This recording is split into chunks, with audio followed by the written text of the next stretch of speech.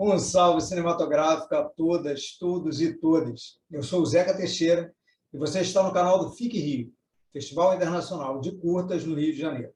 Se é a sua primeira vez aqui no nosso canal, seja muito bem-vindo, aproveite e já faça a sua inscrição. E eu deixo aquele convite super especial. De 25 a 30 de abril, você vai poder maratonar quase 100 curta-metragens nacionais e internacionais, obras de altíssima qualidade e diversidade. Temos ficções, documentários, animações, videoclipes, microcurtas, tudo isso totalmente online e gratuito aqui pelo nosso canal. E hoje temos o grande orgulho, o grande prazer de receber para um bate-papo nossa curta-metragista convidada do segundo FIC Rio, a talentosíssima atriz, roteirista e diretora Júlia Catarini, que já faz parte da história do cinema nacional por ser a primeira mulher trans a ter um curta-metragem exibido em circuito comercial, o T42 de 2018. E você vai poder conferir dentro da programação do festival há dois trabalhos da nossa querida Júlia, o T42 e o Want to Come Out to Play. Agora, a gente confere o trailer de T42 para dar aquele gostinho especial e já a gente retorna para um bate-papo incrível com a nossa querida Júlia Catarini. Até já.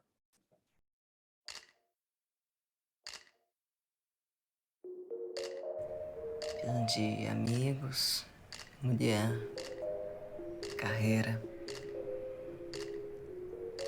Por isso eu não saio muito daqui. Ninguém me vê por aí.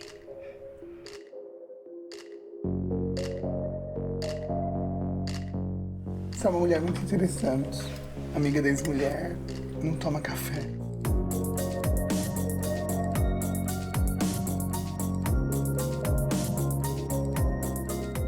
Não quero alguém que precisa de mim.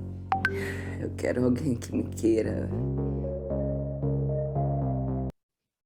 Júlia Catarini, seja muito bem-vinda ao FIC Rio.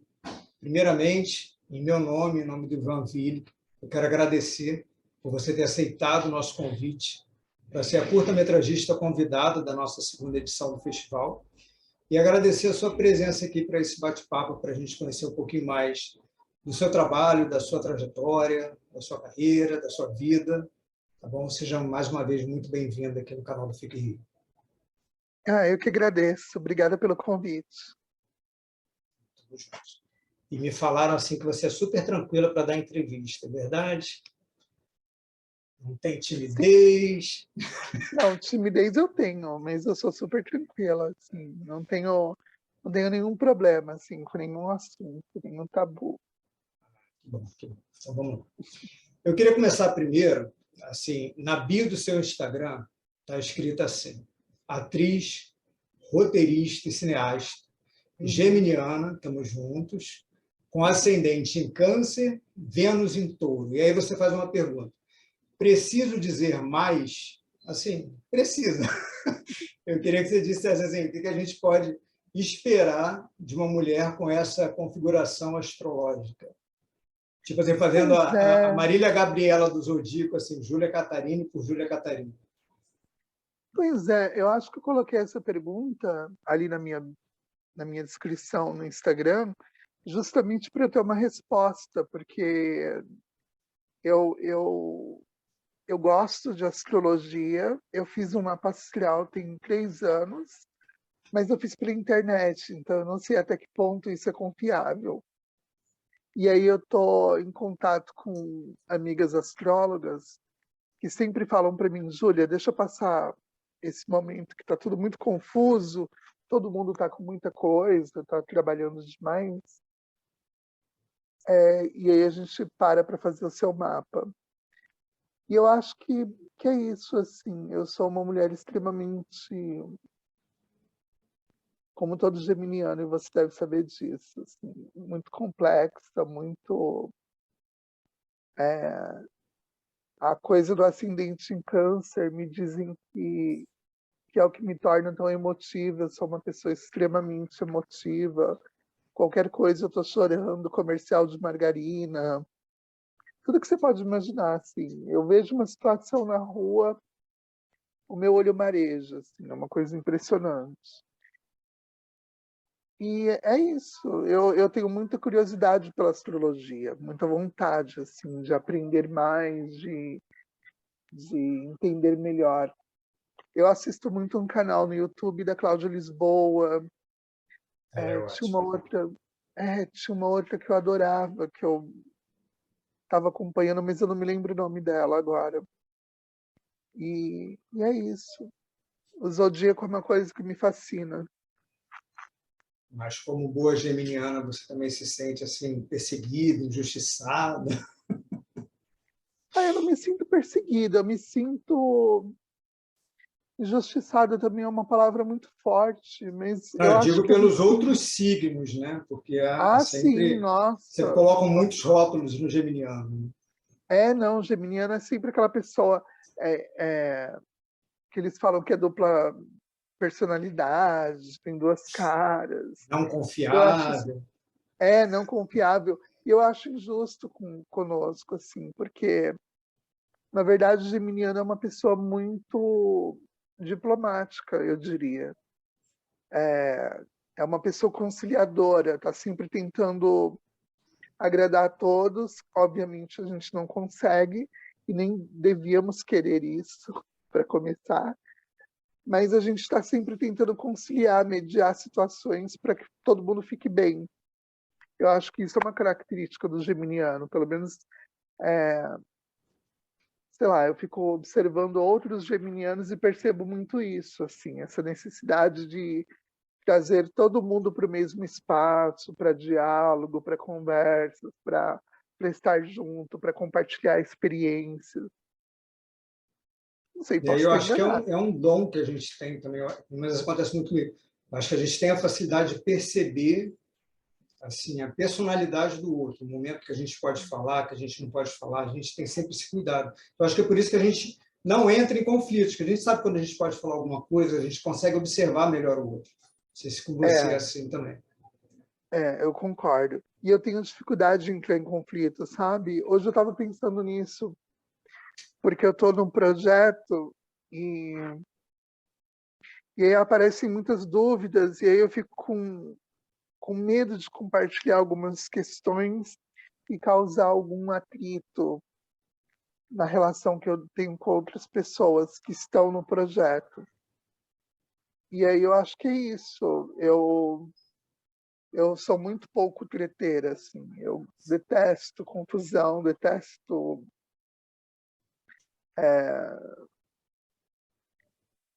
Não sei, eu gosto muito de comunicação. A gente gosta, né? É. Nós, geminianos, somos muito comunicativos. Então, para mim, qualquer coisa que fuja disso é a incomunicabilidade, a desinteligência, essas coisas todas me incomodam muito. Muito parecido. É do signo mesmo. É, Mas, Júlia, em 2018, você roteiriza e estrela o longa Lembra Mais dos Povos, maravilhoso Gustavo Vinagre, e recebe o prêmio Helena Inês de personalidade feminina na Mostra Tiradentes pela sua atuação no filme. Também em 2018, você atua e dirige o seu primeiro curta-metragem, o Tio Fortune, que entra uhum, para a história do cinema brasileiro como o primeiro curta-metragem dirigido por uma mulher trans a ser exibido no circuito comercial. Assim, acho que sem sombra de dúvidas, 2018 foi um divisor de águas, tanto na sua carreira quanto na sua trajetória. Eu queria que você contasse um pouco como se deu, assim, antes disso, né, como se deu a sua história, a sua aproximação com o cinema e uhum. assim quais caminhos que você trilhou, quais parcerias, quais parceiras que você encontrou até dirigir o seu primeiro curta-metragem. Minha história com o cinema é muito comum, eu acho, assim. Eu, desde muito nova, eu descobri o cinema com 11 anos de idade, assim. Então, eu sempre conto essa história de que desde os 11 anos, assim, 10, 11 anos, quando eu descobri o cinema, se tornou para mim a minha maior alegria, assim, o meu maior tudo na minha vida, sabe? Eu dizia para minha mãe que eu queria roteirizar, dirigir, atuar. figurino, qualquer coisa, assim, direção de arte. Todas as áreas que existem na feitura de um filme eu queria participar, eu queria estar, assim. Eu ficava imaginando que, nossa, como é incrível se comunicar com as pessoas através de um filme, de uma ficção. Eu não conhecia muitos documentários, eu fui descobrir isso mais na adolescência. Mas a ideia de criar histórias para me comunicar era algo que mexia muito com a minha cabeça e mexe até hoje. Eu acho muito bonita essa forma de se comunicar. Assim como os artistas que fazem música, né, que pintam, eu acho muito interessante. Gosto muito. E aí, a minha história com o cinema era de cinéfila, assim. Eu era uma rata de videolocadora, comprava revistas, jornais, ficava a par da programação na TV, ficava selecionando o que eu ia assistir durante a semana, matava a aula para poder virar à noite no Corujão para poder ver o filme que eu queria. Eu me organizava muito para que eu pudesse assistir todos os filmes que me interessavam. E aí eu comecei a também consumir muito produto sobre cinema. Então eu comprava livros, revistas, trilhas sonoras, essas coisas todas, e ficava ali no meu mundo de sonhos, assim, porque até então o cinema para mim era um sonho. Eu muito cedo descobri que eu queria fazer o que eu queria fazer, descobri essa questão da transexualidade. Então, quando eu me assumi trans, eu era muito jovem, e na época não existia nem essa palavra trans, né? Não era tão comum como é hoje. Com 11, 12 anos, eu virei para minha mãe e falei, olha, é isso e não tem outra coisa, minha vida vai caminhar nesse sentido, assim. Eu não me reconheço como um menino. E aí eu achei que isso também seria um facilitador para que eu entrasse nesse mundo dos artistas, né? Que eu via a Roberta Close, a Rogéria na TV. E achava que todo mundo me receberia muito bem, que seria muito divertido, e que seria um diferencial, assim. Não foi. É, é engraçado, porque quando eu procurei um curso de teatro, já na minha adolescência, com 13, 14 anos, o organizador do curso virou para mim e falou, olha, talvez seja melhor você não gastar o seu dinheiro com isso, porque você não é uma mulher e você nunca será uma atriz. O que você pode ser é um ator, mas uma atriz jamais. Assim, ninguém vai te ler como uma atriz. E aí eu falava, não, mas eu quero escrever peças.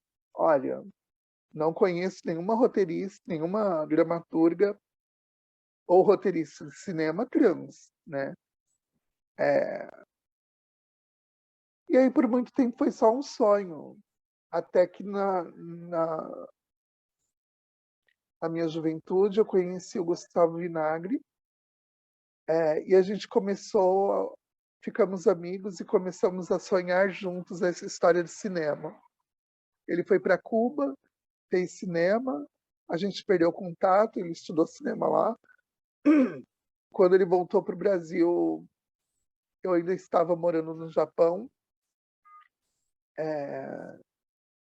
E aí o nosso reencontro se deu por acaso, assim. Ele me achou no Facebook, eu fiquei muito tempo sem redes sociais, e aí quando eu decidi, era 2011, 2010, e aí um pouquinho depois ele me achou e a gente começou a trabalhar juntos, assim. É uma parceria que a gente desenvolveu em 4 curtas-metragens e que culminou no Não Lembro Mais dos Corvos. E para mim foi um presente, porque é o primeiro longa do Gustavo. Eu fiquei muito orgulhosa dele querer que o primeiro filme dele fosse comigo, contando um pouco da minha história. E Tem um aí pouco de ficcional também no filme, é isso? ele é um documentário híbrido, assim. A gente procurou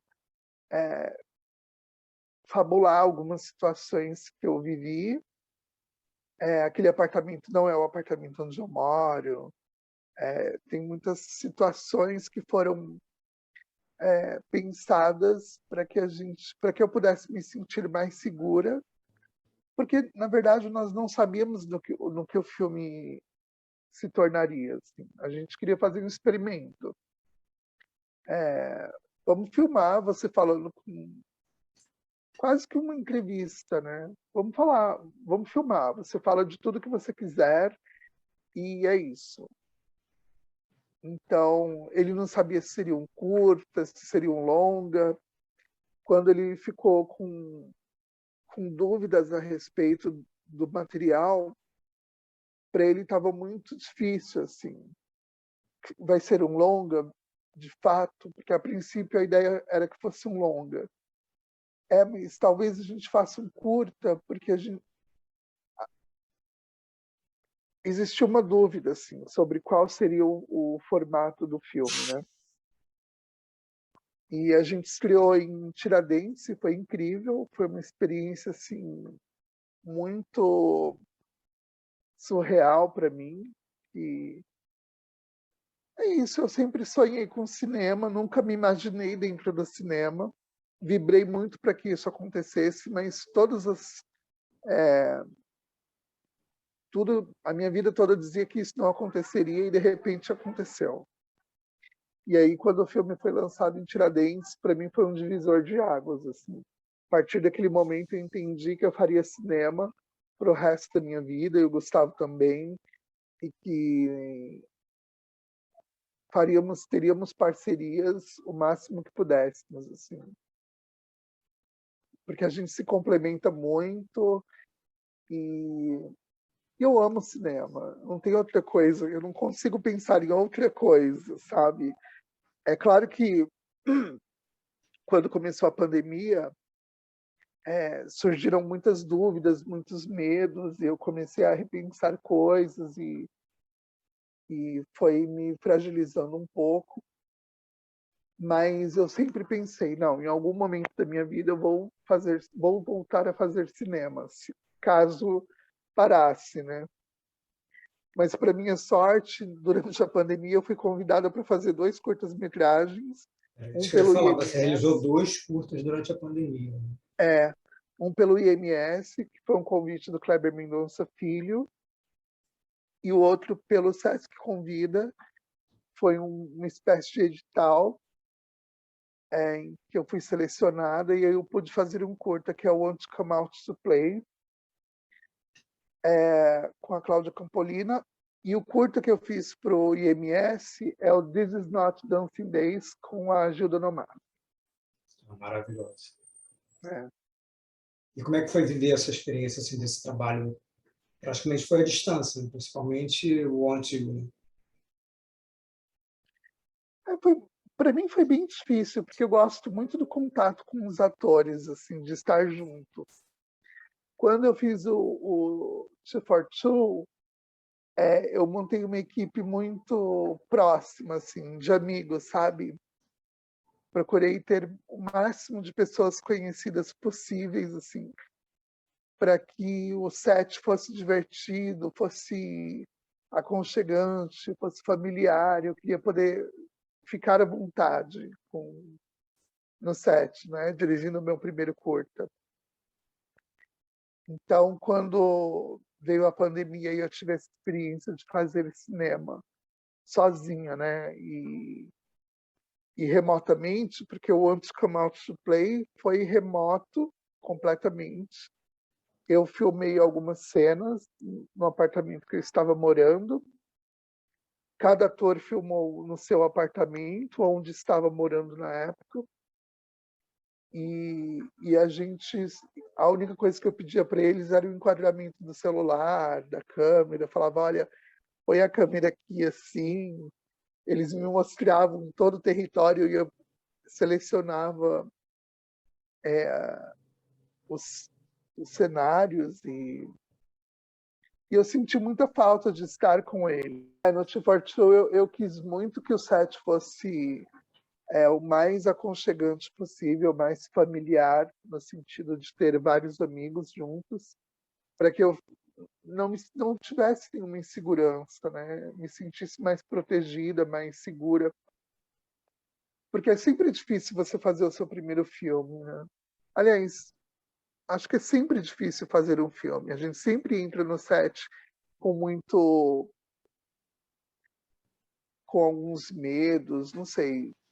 Pelo menos comigo é assim. Mesmo quando eu vou atuar, eu entro muito assustada, porque eu sempre fico. É sempre difícil, talvez porque eu seja muito tímida, não sei. Para mim é sempre um lugar que eu quero muito estar, eu amo estar, mas que a princípio, no começo, é uma zona ainda de medos, e enfim, não sei te explicar direito. Mas o processo do filme Remoto, que foi o Won't Come Out to Play, o que eu mais sofri foi isso, foi de não estar com os atores presentes, assim, convivendo, trocando ideia, repensando cenas. Tudo foi feito muito rápido. E o This Is Not Dancing Days foi mais tranquilo, porque eu e a Gilda somos muito amigas e a gente estava meio que passando a pandemia juntas, a quarentena. E aí, um dia eu liguei para ela e falei, vamos filmar? Vamos. Seguimos todos os protocolos, filmamos, e foi uma delícia. Eu adoro filmar com a Gilda. Eu acho ela uma das maiores atrizes assim do cinema brasileiro. E sempre fico ansiosa para ver a Gilda nos filmes. Ela me fala de um filme, eu já anoto porque eu tenho que assistir, porque eu sei que ela vai arrasar. E como é que é feito assim? É sempre pensando em amigos, em ter essa tranquilidade, essa segurança no set, que você faz a escolha do elenco, equipe técnica, como é que É, funciona isso para você? desde que comecei a fazer cinema com o Gustavo Vinagre, participando dos filmes dele como atriz, eu vi que os sets do Gustavo eram muito tranquilos, porque era sempre um ambiente de amigos, assim. Era sempre os amigos e todo mundo se conhecendo e todo mundo muito. Aquilo me chamou muita atenção, me inspirou demais. Aí eu falei, gente, é isso, eu quero set sempre com esse clima familiar, de entrosamento, de afeto. Então, quando eu fui fazer o Two for Two, a minha maior preocupação era essa, assim, quero estar entre amigos. E nos 2 outros curtas que eu fiz, como foram à distância, essa não era uma preocupação que eu tinha, mas eu queria que os atores desses filmes fossem pessoas com as quais eu tenho uma relação muito próxima. Então, a Cláudia Campolina, que é a protagonista do Want to Come Out to Play, eu conheci através da Gilda. A Cláudia foi protagonista de um filme do Fernando Santos, A Pedra da Serpente. E eu fui na pré-estreia e foi quando eu conheci a Cláudia Campolina e fiquei apaixonada por ela. A Tona Doek, que dispensa apresentações, né, que é uma atriz. Totalmente. Minha amada Tuníssia, que ela chama. Eu amo, amo. Para mim é uma outra mulher assim que me inspira demais. Assim. A gente agora vai filmar amanhã juntas um longa do Dácio Pinheiro.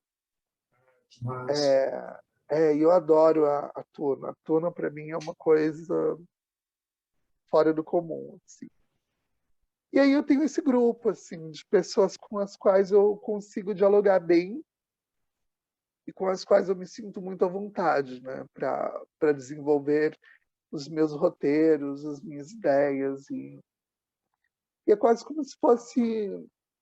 Eu sempre penso que eu busco no cinema reproduzir aquele formato de companhia teatral, sabe? Que existe um repertório e aí os mesmos atores, as mesmas pessoas estarão sempre ali trabalhando no repertório, nos roteiros que surgirem. Eu gosto muito desse formato, eu acho bem interessante. Mas também tenho muita vontade de trabalhar com atrizes que eu amo, eu admiro. Carine Telles, Malu Gali, atrizes que eu tenho prestado muita atenção. Ana Beatriz Nogueira, que é um sonho trabalhar com ela, eu fico torcendo para que um dia os nossos caminhos se cruzem e eu possa Se trabalhar com a Ana Beatriz. cruzarão, vamos pensar positivo, vai cruzar. Eu acho ela uma atriz assim. E eu gosto muito do ofício do ator, eu tenho muita admiração. Eu digo sempre que eu não me considero uma atriz, eu brinco de ser atriz, mas eu estudo muito o ofício, porque eu tenho muito interesse em, em ver atores em cena, assim, em ver o processo criativo, em acompanhar de perto. Eu escrevo para atores. Eu tenho 3 roteiros agora para filmar, meus, que eu escrevi, e os 3 são sobre atores, para atores. É um tema que me fascina demais, assim. Eu até digo para as pessoas, eu tenho medo de ficar repetitiva, porque toda vez que eu crio um roteiro, a minha ideia é fazer sobre atores, falar sobre o processo, né, de criação, sobre como é a vida de um ator, me interessa muito.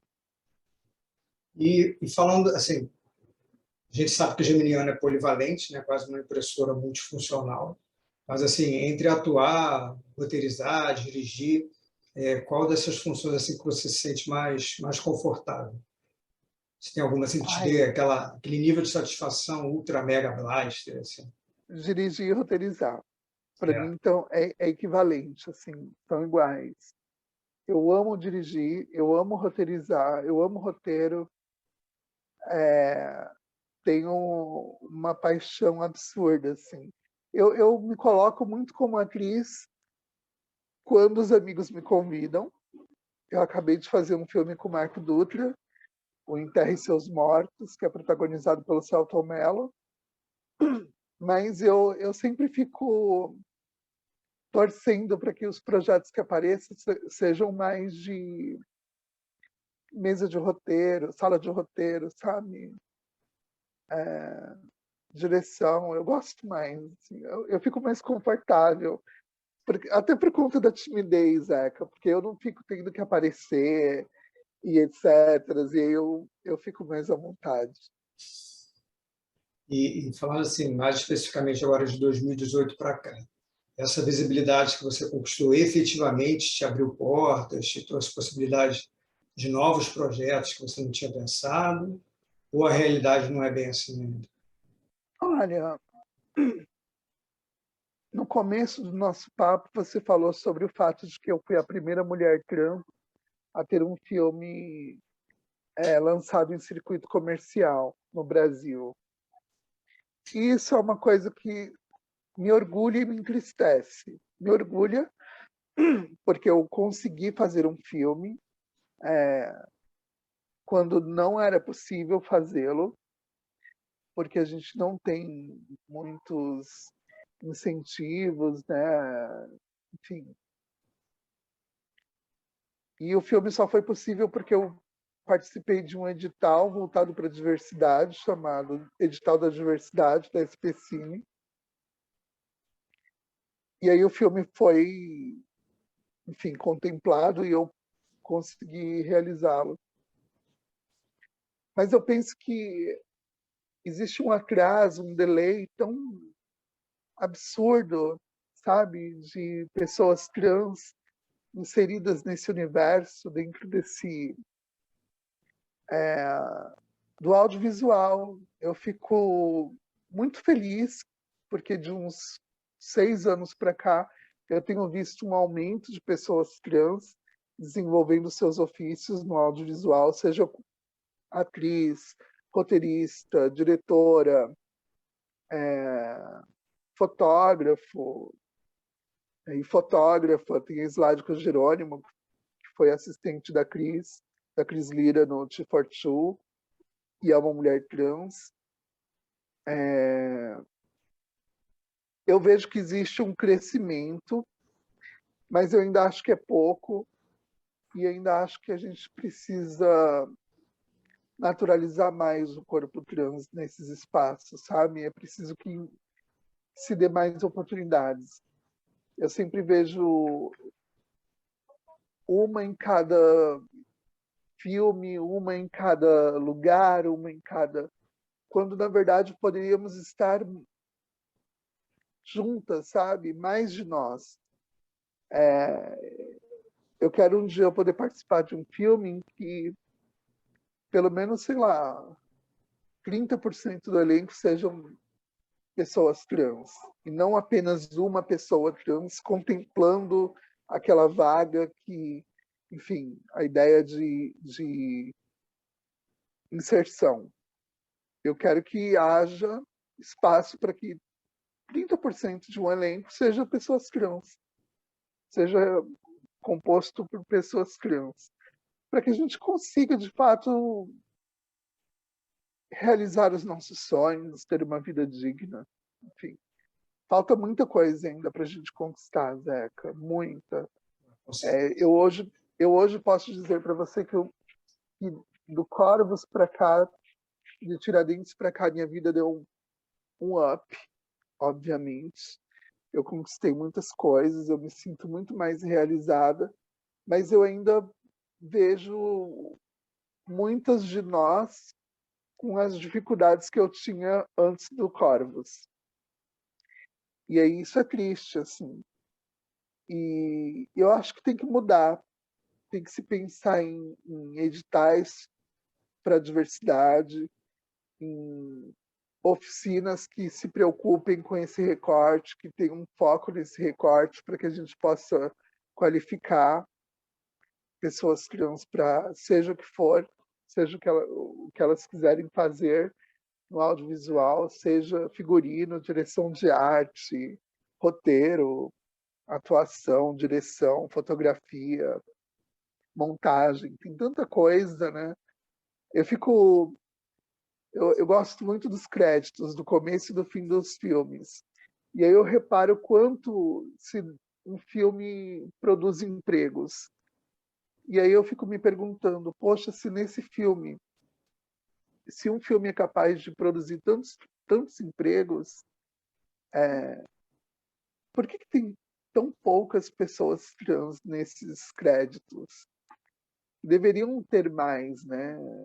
Pessoas trans. Cada espaço, um espaço que elas quiserem, não sei. E existe algum tipo de levantamento, de estudo assim, sobre essa participação trans no mercado audiovisual?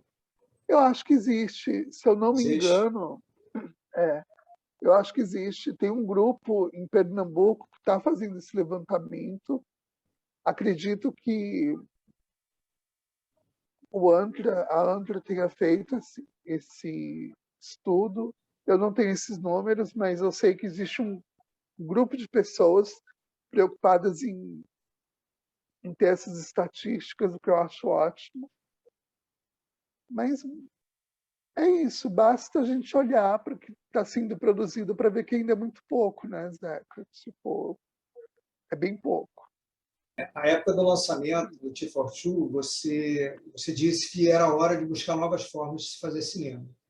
E, assim, quais caminhos que você vê como possíveis para que outros corpos, outras narrativas assim, plurais, consigam chegar às telas também, saindo da questão digital, de política pública? Eu acho que é A criação de coletivos, né? Os criação de coletivos. coletivos. Eu acho que criação de coletivos é a ideia de que a gente tem que sair dessa zona de conforto, que é contratar uma pessoa, duas, para determinadas áreas, pensando que essas pessoas estão qualificadas e são trans. Acho que a gente pode pensar o contrário, assim. Essas pessoas não são qualificadas, querem muito fazer, querem aprender e são pessoas trans. Então a gente tem que dar um espaço para essas pessoas, para elas se desenvolverem, para elas criarem as suas próprias narrativas, para que elas consigam agregar para o que tem sido produzido. Não sei, eu tenho pensado muito nisso, assim.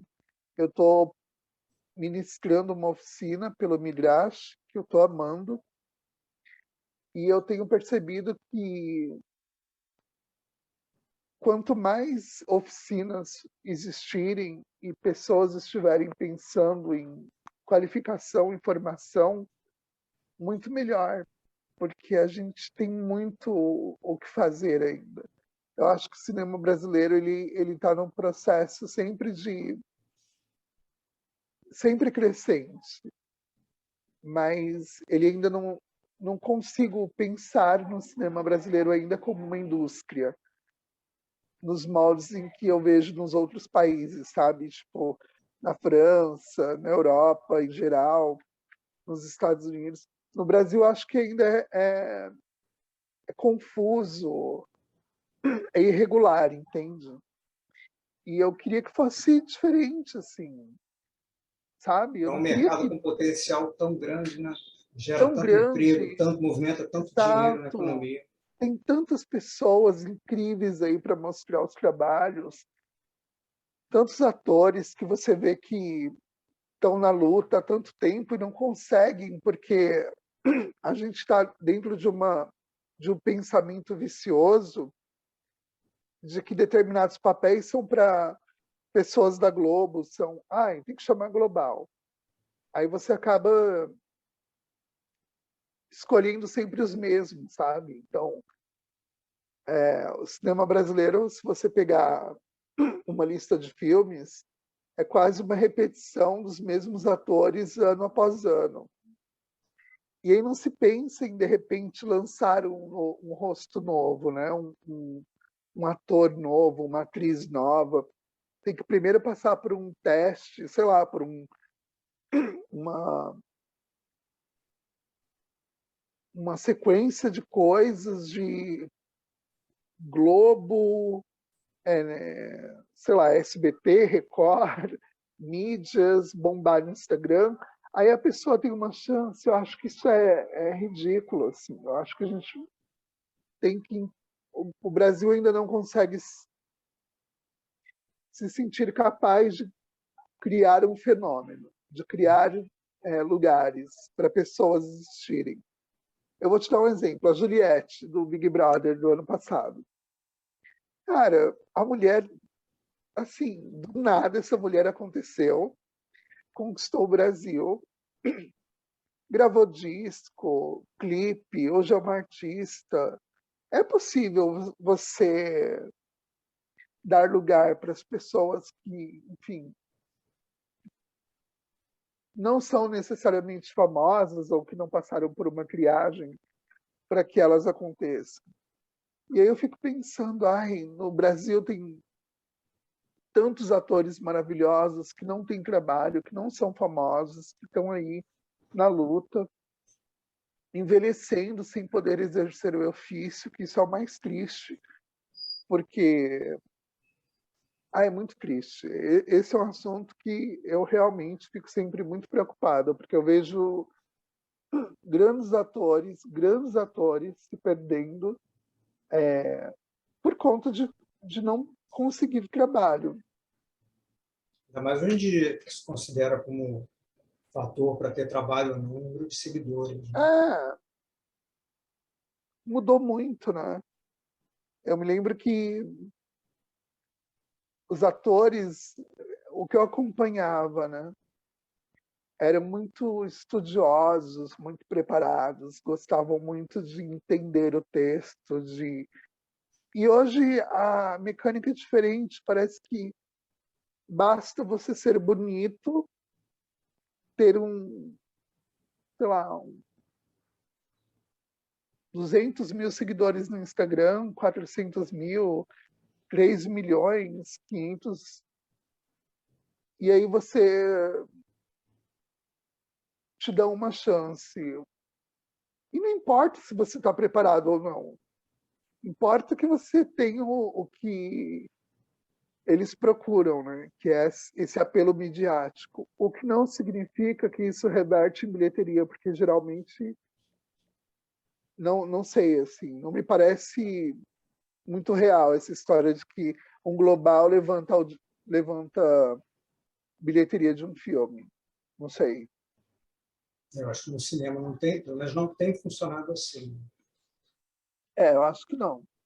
Eu acho que vai mais pelo filão, né? O sucesso das comédias, né?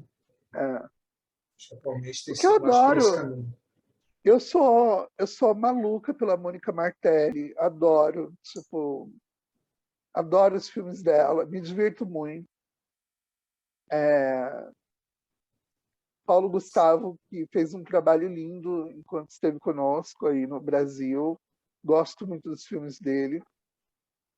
Eu consumo cinema nacional. O que eu sinto falta é que o cinema nacional se abra para outras caras, para outras histórias, para outras possibilidades, assim. Eu vejo sempre os mesmos atores, sempre as mesmas histórias. Quando fogem um pouco do lugar comum, elas entram numa ideia de americanização do filme, do produto, e aí o filme acaba não tendo uma identidade visual que dê a cara do Brasil para ele. Muita Lá fora é o que gente é valorizado no cinema brasileiro, é, justamente o cinema brasileiro tem uma identidade. Né? tem uma identidade própria, né? E eu brinco com os títulos dos meus filmes em inglês por conta disso, assim, porque eu falo, a gente está vivendo num mundo em que esse monopólio norte-americano, essa invasão da cultura norte-americana, ela é real, assim, ela é indiscutível. E aí eu falo, eu não vou bancar a hipócrita e dizer que o cinema americano não me formou. Ele me formou, porque era a única coisa que eu tinha acesso. Talvez se eu tivesse, sei lá, crescido na França ou na Itália, a minha formação, a minha ideia de cinema fosse outra. Mas eu cresci no Brasil, em que você vai mudando de canal, pelo menos nos anos 80 era assim, você vai mudando de canal, filme americano atrás de filme americano. Então não tinha muito como fugir disso. E aí a minha crítica é porque eu tenho percebido que no Brasil fala-se muito sobre nacionalismo, né, sobre identidade própria, mas aí você produz cinema, porque o meu cinema não é um cinema da periferia, e ele também não é um cinema, ele não é um cinema violento, e também não é o cinema do Nordeste. Então, qual é o meu cinema? Aí eu fui entendendo que os títulos dos meus filmes em inglês eram uma provocação, porque eles acabam sendo pastiches de filmes norte-americanos, ou tendo muita referência, porque não estou desvalorizando os meus filmes, pelo contrário, eu tenho muito orgulho deles. Mas eu entendo o lugar que eu coloquei esses filmes. Eu pensei neles nessa estrutura, assim. Eu estou reproduzindo uma forma, um formato de cinema que foi o que eu vi na minha vida, foi o que mais eu consumi na minha vida.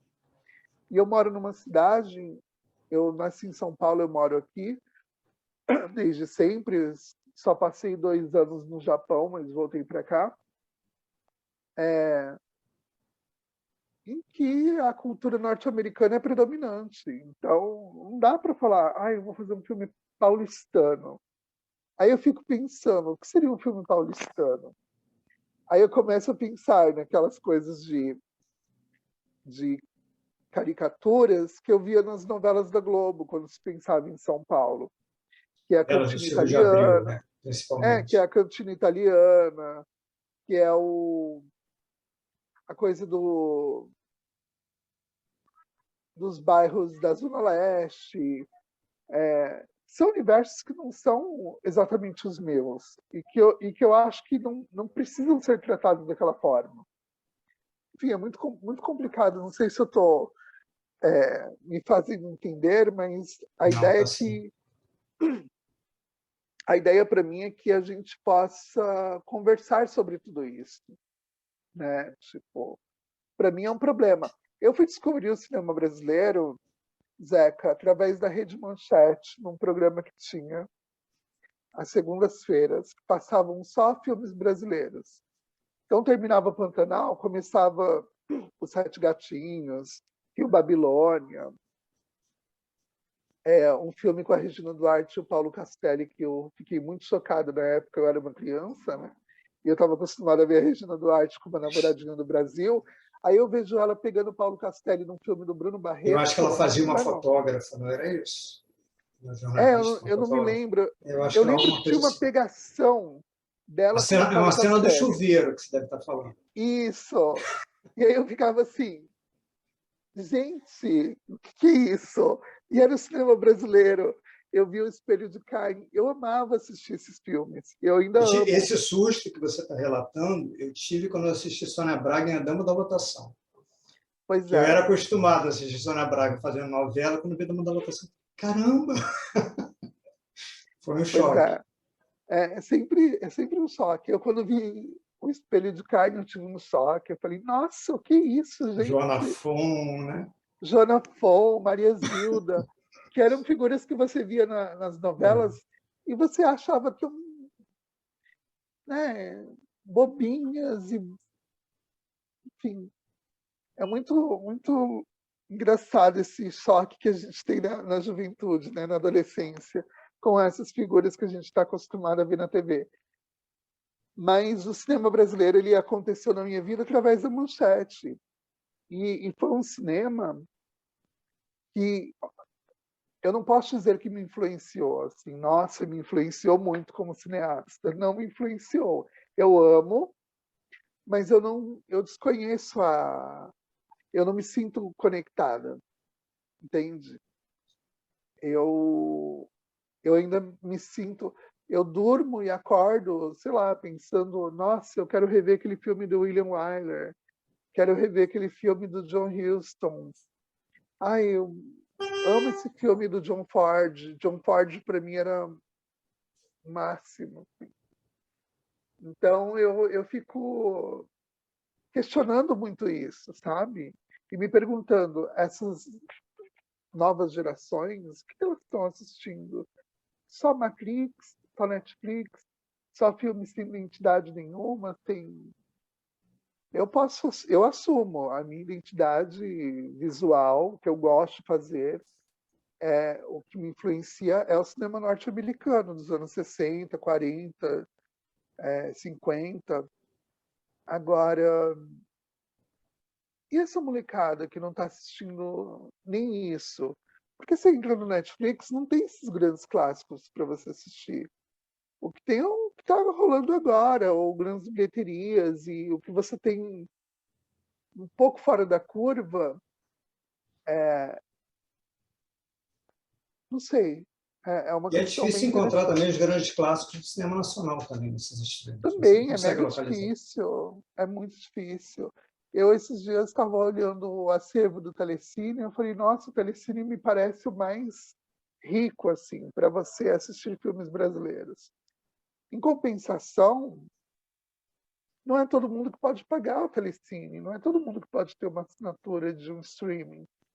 Então, por que as TVs abertas não se preocupam em trazer esses filmes à tona, sabe? Em mostrá-los para o público mais A Globo, jovem? eu acho que antigamente ainda tinha uma semana do cinema nacional, né? Eu acho que era sempre no início do ano ela fazia um apanhado da semana do cinema nacional. Eu acho que não tem Você mais isso, né? acredita, Zeca, que cinema nacional na Globo eu só vejo de madrugada? Às vezes eu estou na insônia, aí eu ponho na Globo, está passando algum filme nacional. Aí eu falo, poxa, que legal, está passando esse filme. Não podia passar mais cedo? Podia, qual o problema? Sabe, emenda uma coisa na outra. Ah, mas não dá audiência. Então, cria uma forma de que E isso uma cultura de se assistir a filmes nacionais. formação de público, tem que se pensar em formação de público, sabe? Se a gente conseguiu fazer com que a telenovela se perpetuasse como algo assim imprescindível na vida do brasileiro, a gente poderia ter feito isso com o cinema.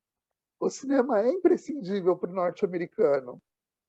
Eu não consigo imaginar eu conversando uma vez com um rapaz de Los Angeles, ele me falou: nossa, eu não consigo nem imaginar esse mundo que não exista a premiação norte-americana, porque o americano adora se premiar. Então, para ele é muito comum, desde criança, andar por Los Angeles e ver situações que para a gente é situações assim, nossa, que incrível. E para ele é uma coisa banal, assim. É calçada da fama, colocar a mãozinha lá. E o cara tá no celular, olha para o lado, tá a Susan Sarandon colocando a mãozinha lá. E para ele tudo bem, é uma coisa comum. E as premiações, aí eu fico meio maluca pensando assim, por que a gente não formou um público nesses anos todos? Por que a gente conseguiu formar público de telenovela e não conseguiu formar público de cinema? É uma questão assim que não se resolve na minha cabeça, a conta não bate, assim. É muito louco. Acho que passa por uma questão cultural, mas passa por uma questão também de política, né? A gente vê o que aconteceu com o cinema sul-coreano, né? A transformação que ocorreu no cinema sul-coreano. Exato, exato. É isso. Que é uma pena, né, Zeca? Porque é isso. A gente tem uma cinematografia linda, tem muita coisa boa para ser vista, para ser descoberta, assim. Cada vez mais eu me dou conta disso. Faz 4 anos que eu estou no comitê de seleção do Kinofórum, e todo ano eu vejo curtas-metragens que eu fico de cara. Eu falo assim, gente, que maravilhoso. E é cinema do Brasil todo, é do Amapá, Manaus, Acre, São Paulo, Rio, Fortaleza,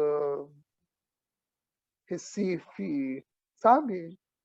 Quer dizer, ontem eu vi um filme de um grupo de Vitória da Conquista, de um coletivo, que eu conheci quando eu dei uma oficina lá.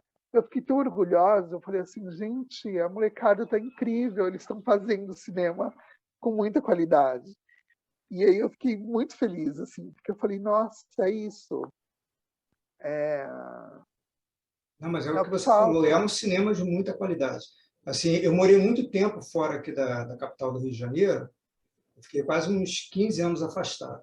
E aí eu morava numa cidade interior que é aquele negócio, você tem um cinema, e o cinema só vai exibir filme comercial, né? Filme americano, Exato. filme comercial, você não tem cinema nacional. E principalmente curta-metragem, porque assim, eu sou do tempo ainda da lei do curta, que você ia assistir a um filme no cinema e era exibido um curta-metragem. Mas isso depois acabou se perdendo na minha vida. Aí, em 2018, eu conheci um festival da Marina Aze, lá em Varginha, que eu vi a produção de curta-metragem. Eu falei, meu Deus, quanta coisa de qualidade.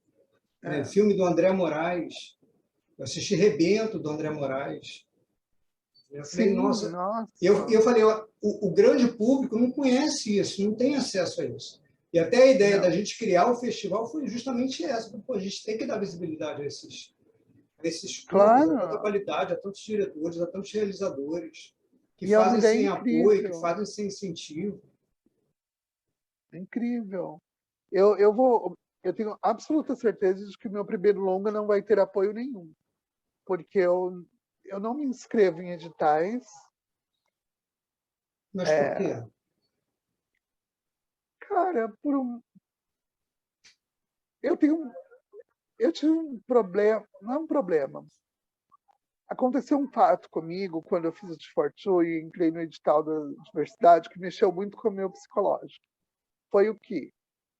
Eu lembro que quando eu vi o meu nome ali entre os selecionados, eu comentei com uma pessoa num determinado espaço, e a pessoa disse assim, mas é óbvio que você ia entrar, você é trans, tipo, está cumprindo uma cota. E aquilo mexeu comigo, porque eu comecei a achar que eu não ganharia edital por ser talentosa, por ter valor, e sim porque eu sou trans. Então isso me bloqueou. Eu sempre que penso, eu sempre dou desculpas, assim, os amigos me perguntam, Júlia, abriu o edital, já se inscreveu? Aí eu finjo, eu falo, já me inscrevi. Só que, na verdade, eu não me inscrevo, porque isso eu estou falando pela primeira vez, assim, eu não consigo, eu sempre fico achando que eu vou passar por ser trans, e não porque eu tenho valor. Você tem que Isso eu não cortar quero. esse bloqueio, não existe isso. O que eu quero é que as pessoas me deem trabalho, eu quero ser reconhecida pelo meu trabalho. Não porque eu sou trans. Isso para mim é uma coisa que tem tido muitos. Eu tenho pensado muito nisso, assim. Mas eu quero fazer. Eu li uma entrevista sua que você fala muito sobre isso, né? Você fala sobre essa questão de ser reconhecida como diretora trans, né? Que não tem que ter o ator trans, atriz trans, diretor trans, é diretor. Não, é diretor, é ator, é atriz, A sabe? identidade de gênero não está ligada à sua Não, eu profissão, nunca. ao seu ofício. Óbvio, eu nunca fui no dentista e falei, eu vou no dentista cisgênero hétero. Eu vou na padaria comprar um pão feito pelo padeiro cisgênero hétero. Não existe para mim. Eu acho que as pessoas, a identidade de gênero e o ofício delas são coisas que não deviam estar tão atreladas, mas estão. Eu entendo que politicamente é muito importante. Eu não tenho nenhuma objeção à militância, a estar no rolê. Eu concordo com as meninas. É importante a gente reivindicar espaços. A gente, quanto mais pudermos conversar sobre transfakes, tudo isso para mim faz sentido e eu estou de acordo. O que eu não estou de acordo é que a minha identidade venha em primeiro lugar, assim, que primeiro seja considerado o fato de que eu sou uma pessoa trans, para depois falarmos sobre o meu trabalho. Aí eu não gosto. Aí eu acho meio complicado. Porque isso acaba te colocando dentro de um lugar que você vai estar sempre restrita a determinados personagens, a determinadas histórias, a determinados, sabe, editais. E não é Está para isso que. segregado num nicho, né? E aí, qual é a graça? Eu não sei, eu tenho problemas com isso. Assim. Mas eu entendo que políticas públicas para o cinema feito por pessoas LGBTQIA+, ele é importante porque senão a gente não consegue fazer. Isso é um fato. Assim, não consegue. E o meu primeiro longa, que eu pretendo filmar ainda esse ano, no segundo semestre ou no começo do ano que vem, eu vou fazer sem dinheiro nenhum. E tá tudo bem, eu sei que ele é um filme possível, porque se passa dentro de um apartamento, acontece uma festa, o filme todo é essa festa. E nesse filme eu posso falar que eu tenho uma espécie de referência do filme A Festa, do Hugo Giorgetti, que eu adoro. Mas é isso, é um filme mais simples e acho que eu vou conseguir filmá-lo ano que vem. Mas repensa esse seu olhar sobre os editais, porque o que você faz é cinema. Você não Exato. tem que ser a pessoa a colocar um... Que acaba que você mesmo está colocando, está segmentando o seu filme. O que você faz é cinema para todos.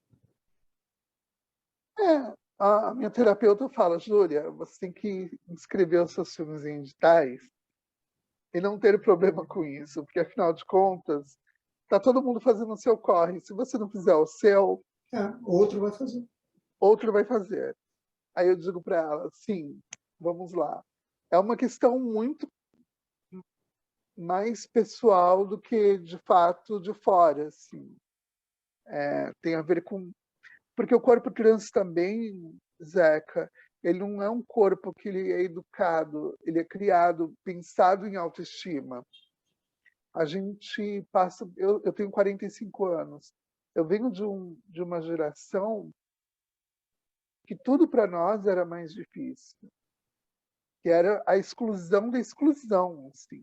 Eu me lembro de ter 14 anos de idade, ver os meus irmãos indo para o colégio e eu não poder fazer o mesmo porque eu não me sentia segura, eu tinha medo de que eu fosse, sei lá, ser agredida como eu já fui.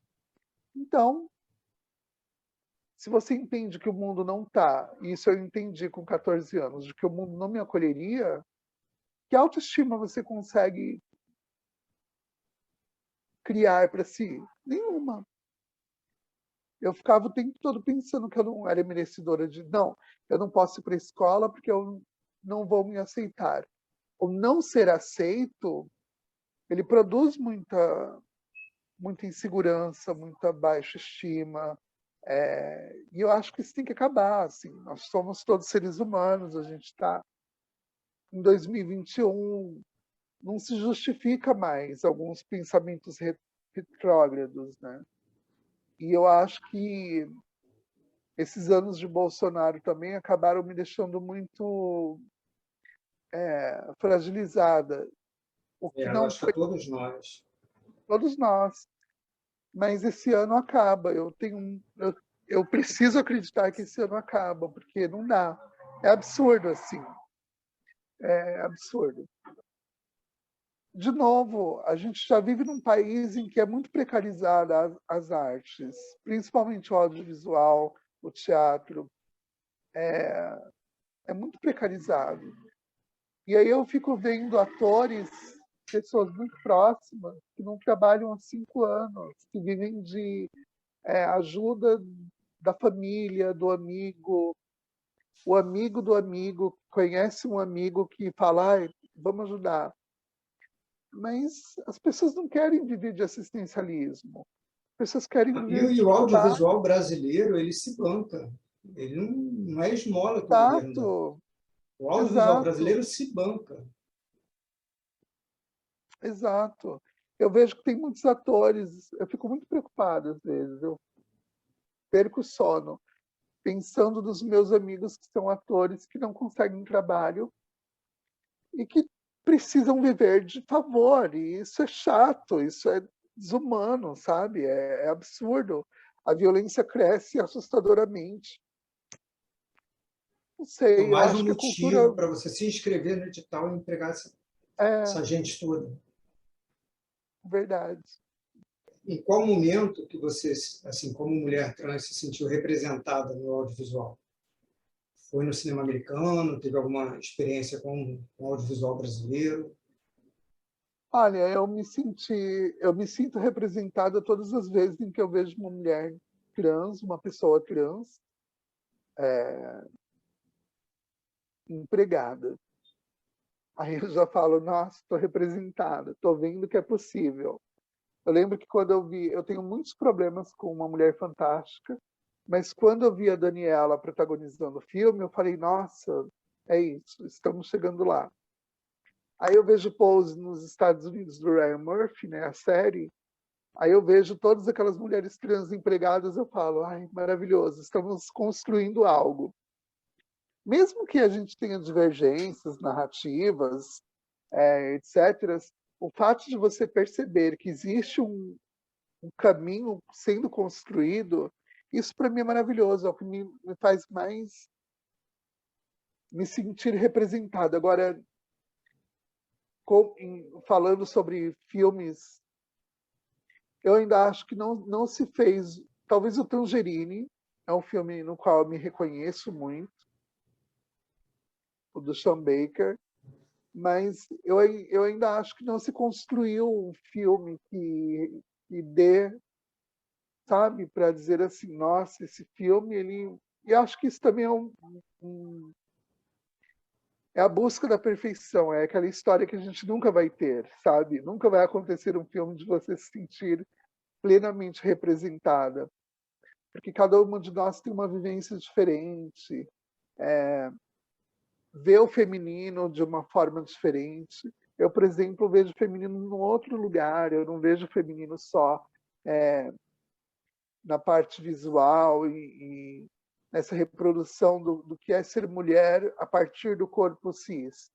Eu vejo o feminino a partir de outros lugares, assim. Não seja só essa representação, enfim, representação não, porque você não está representando, mas essa referência.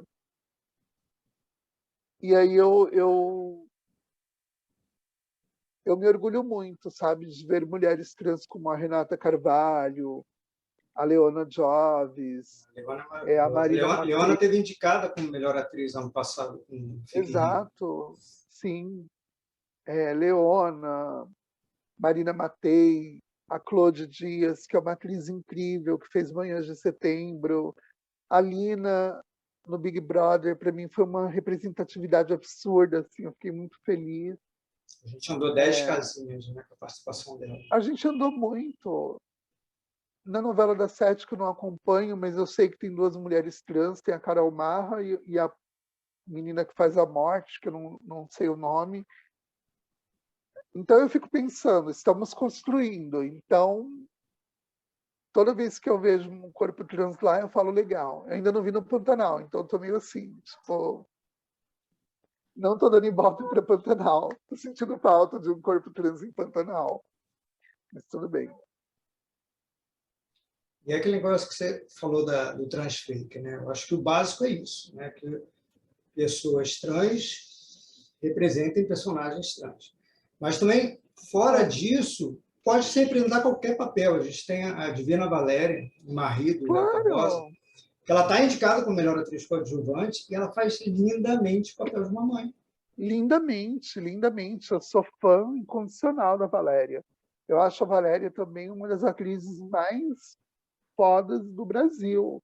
Eu queria ver a Valéria fazendo a mãe, sei lá, da Juliana Paz, numa novela das 8. Eu queria ver a Valéria fazendo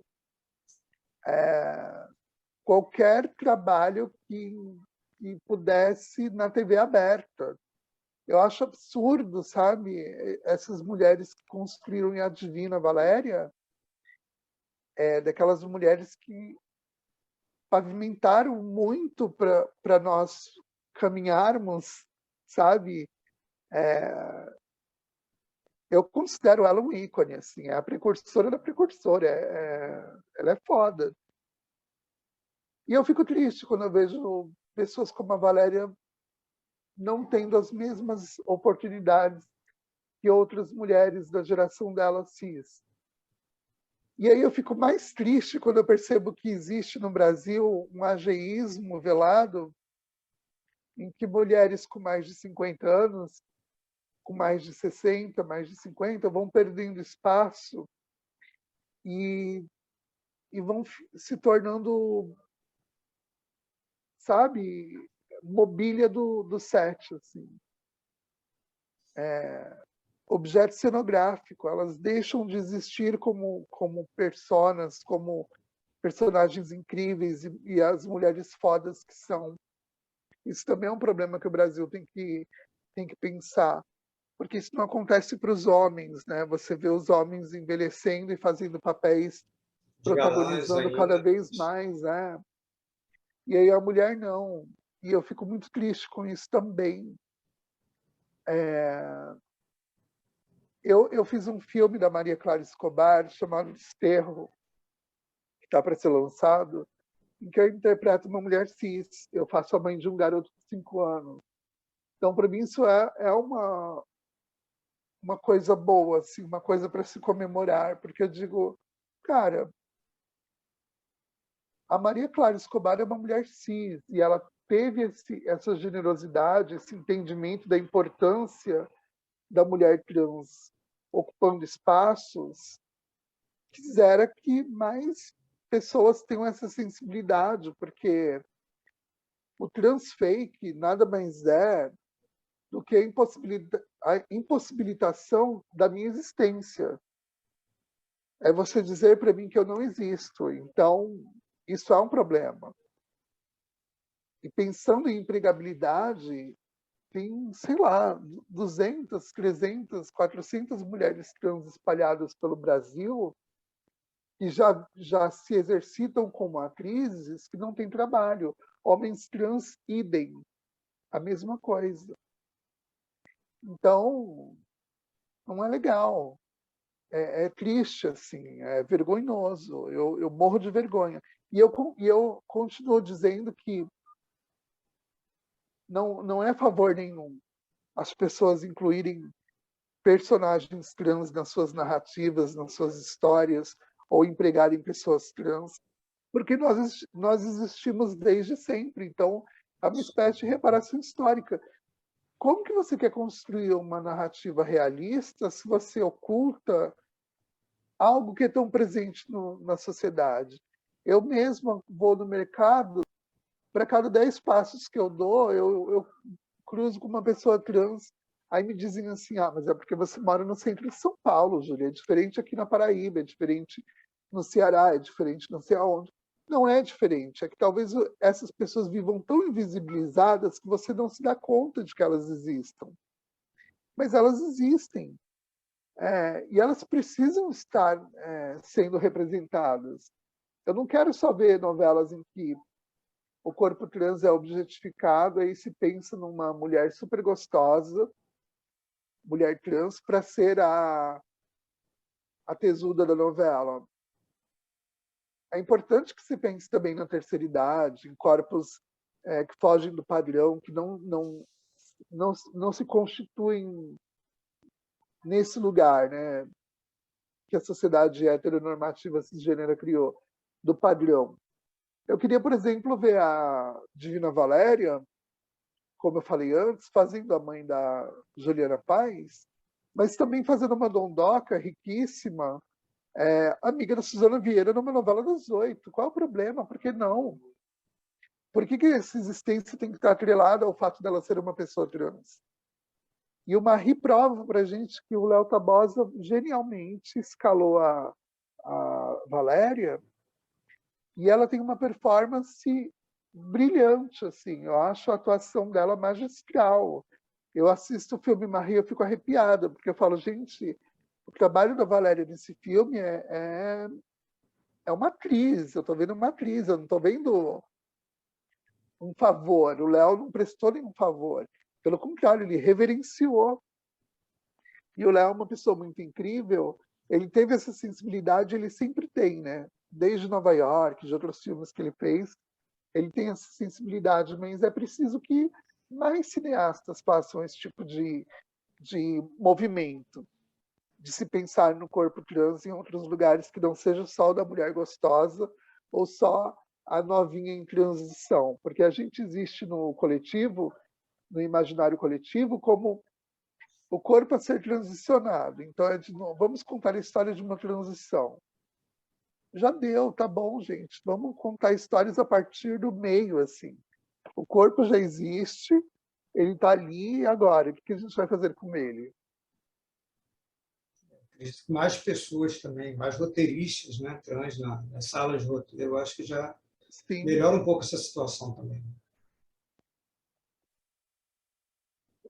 Eu acho que melhora muito, Zeca, porque hoje eu estava lendo uma matéria, esqueci o autor de novelas que era parceiro do Gilberto Braga, ele falando sobre ele usou um termo chamado da matéria a uberização da sala de roteiro, uma coisa assim.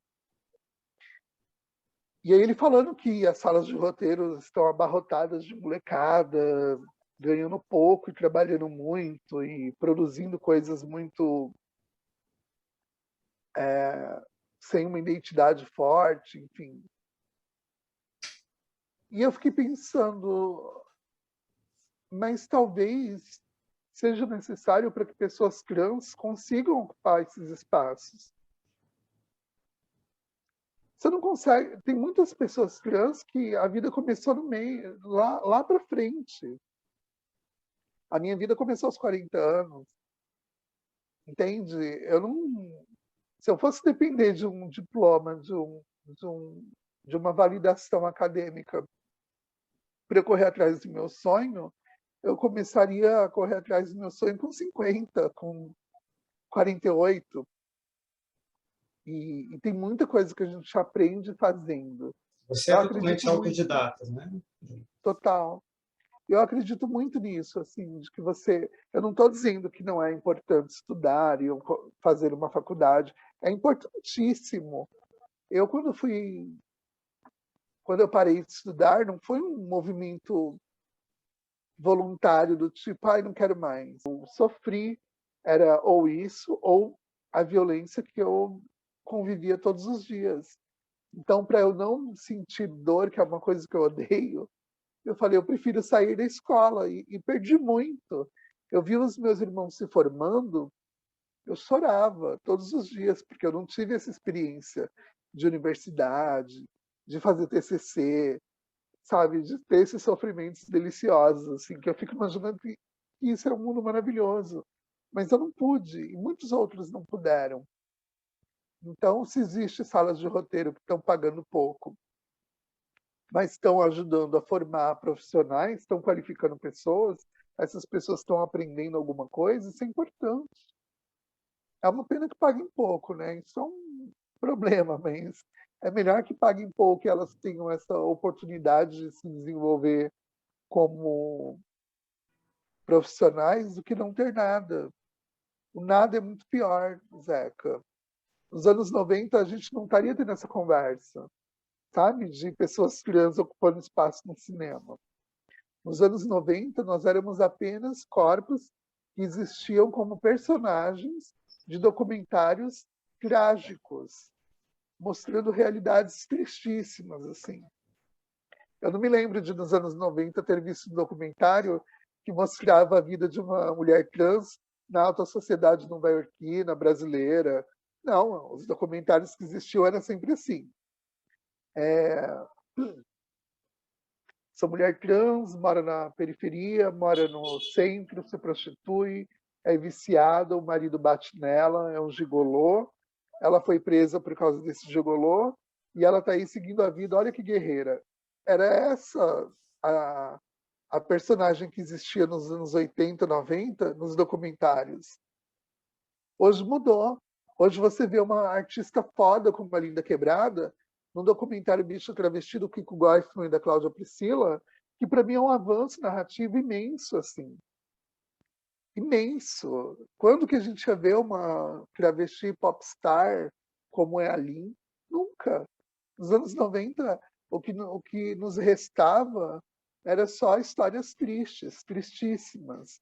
E que eu hoje não consigo assistir, por exemplo. Eu tenho problemas de ficar consumindo esse tipo de narrativa, porque eu acho que a gente está num ponto em que tem que se valorizar e se fortalecer a autoestima dessas mulheres, desses homens e das pessoas não binárias. Fugir daquela imagem que era passada pelo Goulart de Exato, Andrade, né, no Comando da Madrugada, né? total, Aquela total. imagem sensacionalista sempre. É, é isso. Júlia, a gente está se aproximando do final do nosso bate-papo, infelizmente. Eu queria que você falasse um pouco dos seus projetos que estão em andamento, projetos futuros, o que a gente pode esperar vindo por aí com a assinatura Júlia Catarina. Bom, eu tô agora nesse filme, eu tô como atriz nesse filme no céu do Marco Dutra com o Selton Mello, que é o Enterre Seus Mortos. Em breve está por aí no cinema. Quero muito filmar o meu primeiro longa-metragem no ano que vem ou no segundo semestre. Estou Já tem nome? torcendo para que tudo dê certo. É Naked Cake. É, e tô na correria, tô atrás de coisas, tô feliz, tô agora no comitê do Quino Fórum pelo 4º ano seguido. Espero que no ano que vem a gente consiga se encontrar presencialmente aí no FIC, no Rio, porque é um sonho que eu tenho, quero muito. Olha, eu estou fazendo a minha parte. A gente está atrás de edital, escrevendo edital para conseguir realizar. Sim, espero que vocês consigam. E que ano que vem também a gente possa se encontrar no FIC comemorando a queda do Bolsonaro. Isso para mim é a perfeição. Assim. É tipo a melhor coisa do mundo. E para finalizar, Júlia, eu peço que você faça um convite para quem está nos assistindo para conferir esses dois curtas que vão estar sendo exibidos na programação do Fique Rio, que é o Eu T quero for Two muito. e o Until Come Out to Play. Bom, é isso, gente. Eu quero muito que vocês assistam esses meus dois curtas, o Want to Come Out to Play e o T for Two. São dois curtas-metragens pelos quais eu tenho um enorme carinho. Foram feitos em momentos distintos, um pré-Bolsonaro, um dentro desse governo Bolsonaro, e vocês vão entender e perceber as diferenças nos filmes. E eu espero que vocês gostem, que vocês assistam, consumam um produto nacional, assistam um filme nacional, promovam os artistas que vocês conheçam, sejam famosos ou não, deem espaço, sei lá, vamos criar uma rede de construção de uma sociedade mais justa, com menos desemprego, porque a empregabilidade, para mim, tem sido um assunto extremamente delicado, importante e prioritário na minha vida. Assim. Eu estou pensando em cinema, pensando em empregabilidade. E isso, para mim, é o mais importante, porque a gente tem que reconstruir o país. Júlia, eu vou te pedir licença para reproduzir uma fala que eu vi sua em uma entrevista, que você dizia assim: eu queria muito que T42 causasse orgulho nas pessoas trans, e que ele fosse realmente um incentivo para que outras pessoas trans e não binárias corressem atrás dos seus sonhos. Então, assim, eu, Zeca Teixeira, no Fique Rio, quero registrar que o seu trabalho, a sua arte, a sua história enche de orgulho a todos, e principalmente os apreciadores de um cinema de qualidade e um cinema real, que contemple essa diversidade toda que a gente tem na sociedade. Então, parabéns. Obrigada, Zeca. Mais uma vez, obrigado pela sua presença, você ter confiado no festival, está confiando nos seus filmes ao nosso festival. E vai ser lindo quando a gente se encontrar. Ano que vem, com certeza. Vamos sim. Temos muito para comemorar. Obrigada. E eu espero que eu possa construir uma história com o FIC de parceria, assim, que eu possa exibir os meus filmes aí. Claro, vai ser muito legal. A gente está com o espaço aberto. E a gente quer justamente isso, a gente não quer que o festival aconteça só durante assim, o tempo do festival, aquela semana do festival. A gente quer propor novas iniciativas, trazer novos trabalhos, às vezes criar alguma sessão especial para a gente trazer toda essa diversidade aqui para as telas. Legal, obrigado, Zeca. Nada, eu que te agradeço. E para você que está assistindo a gente, muito obrigado. E eu quero deixar aquele convite, de 25 a 30 de abril, você vai poder conferir aqui no canal do Fique Rio, totalmente online e gratuito, há quase 100 curta-metragens nacionais e internacionais, obras de altíssima qualidade e diversidade. Então, até o próximo encontro. Obrigado a todos. Um beijo, Júlia. Fiquem bem. Tchau. Tchau.